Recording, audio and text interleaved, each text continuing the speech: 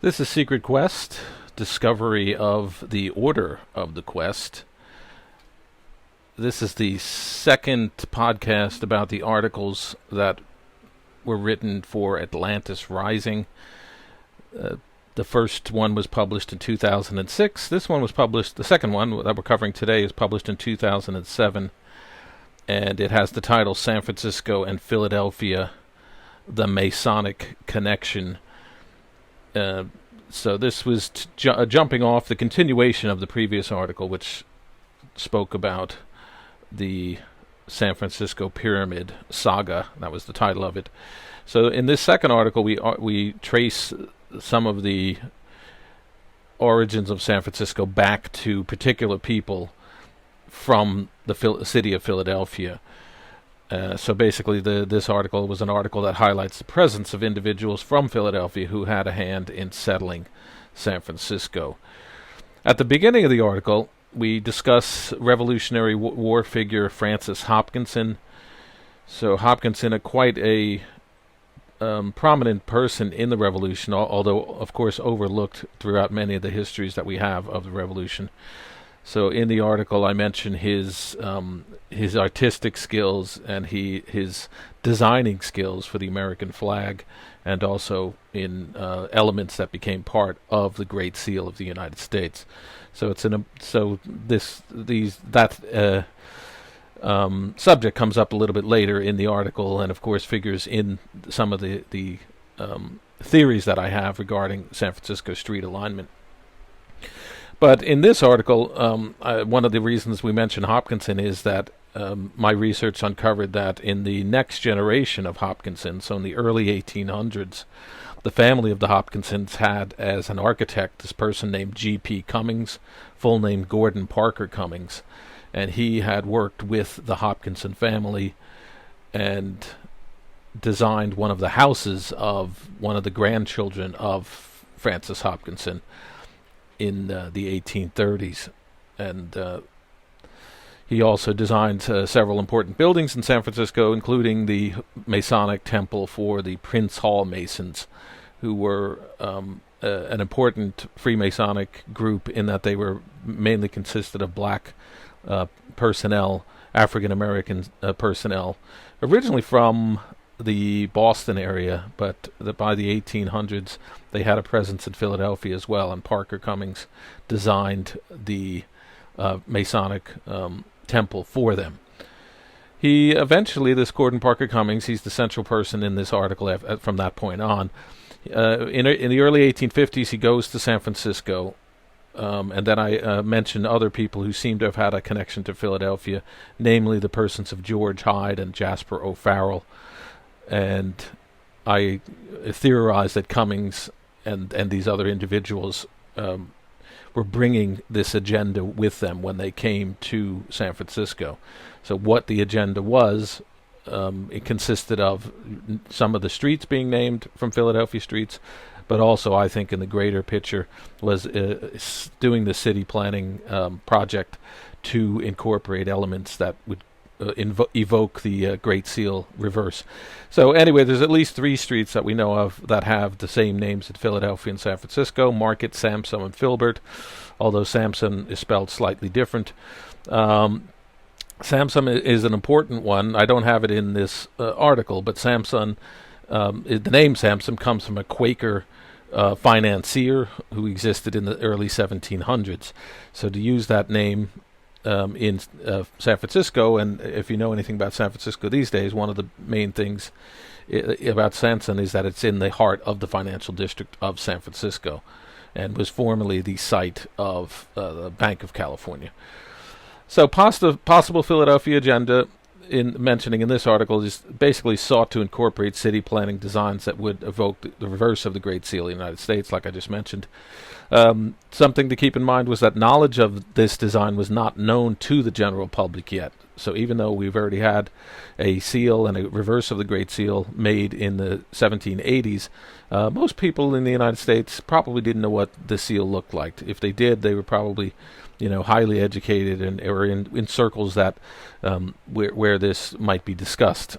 So then I bring up the mention of another important person, Henry W. Halleck, Although the article shows a picture of Ulysses S. Grant, Halleck was like Grant, was a leader in the U.S. military in the 1850s and 1860s. But in this, I'm trying to at least bring a connection to another founding father. Halleck's wife was a granddaughter of Alexander Hamilton. So Hamilton, of course, the first Treasury official in the United States. Certainly that family would have known about the reverse of the Great Seal and other elements that later became identified with American currency. Halleck, in the Halleck family, they were from New York. They were a part of that upper crust New York State families that included, commingling with families like the Hamiltons. So in this article, we also emphasize that Halleck is the man who hires Gordon Parker Cummings. So why did Cummings come to San Francisco? It may have been on an offer from Halleck, because Cummings basically just shows up literally out of nowhere in 1851, 1852. I mentioned the article 1852 on Montgomery Street. He sets up an office right there. Halleck hires him to design what would become the Montgomery Block building, which is this huge fortress basically on Montgomery Street. So other things mentioned in the article include other buildings that were built on Montgomery Street. They include the Sub-Treasury building, and a big Masonic lodge, which was built around the same time that a Masonic lodge was being built in Philadelphia. Interestingly, I dug up a little tidbit about Freemasonic lodges and found out that one of the lodges founded in the 1870s in San Francisco was this Mosaic Lodge number 38. It was founded by the Grand Lodge of Pennsylvania. So why that happened, not quite sure, but of course that would have another connection to the city of Philadelphia and a Masonic connection as well. So then the article winds up with mentions of the later career of Gordon Parker Cummings.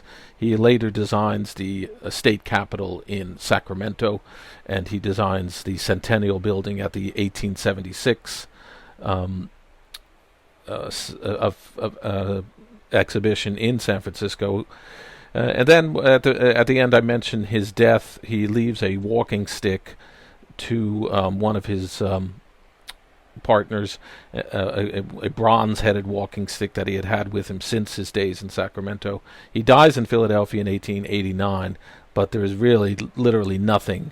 We don't know, other than the details that are in my article. There's not too much we know about him, although subsequent to this article I found out a great more deal about his connections to his architectural and carpentry work in Philadelphia and his Masonic connections, but I didn't have that information at that point in 2007.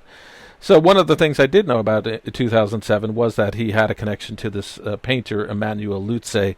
Lutze is pretty much like the illustrator for the Order of the Quest, and he paints these epic paintings that really set the foundation for American mythology regarding the American Revolution.